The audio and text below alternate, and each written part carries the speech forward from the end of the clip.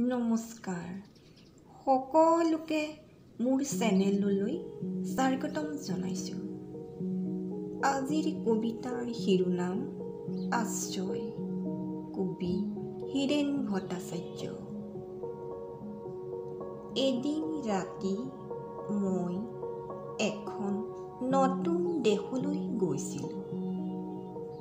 এদিন ৰাতি মই এখন নতুন দেশলৈ গৈছিলোঁ।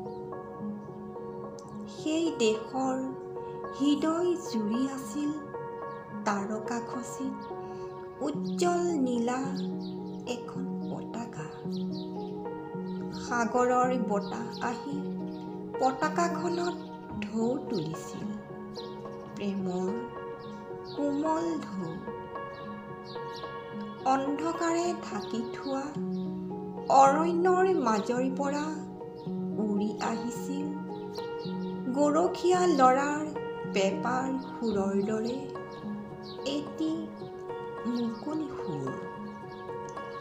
সেই সুৰ শুনি আহত পশুৰ দৰে মই লৰি পলাই আহিছিলোঁ মোৰ দেশলৈ।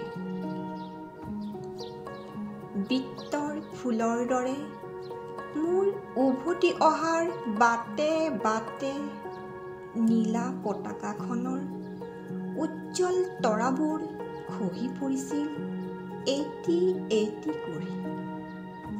মোৰ দেশ, মোৰ স্বদেশ, মোৰ প্ৰথম প্ৰেমৰ উন্মেষ।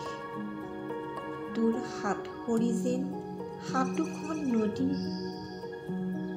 প্ৰেমৰ কি যে গভীৰ সহানুভূতি, তাক মই কিদৰে পাহৰিম। ধন্যবাদ।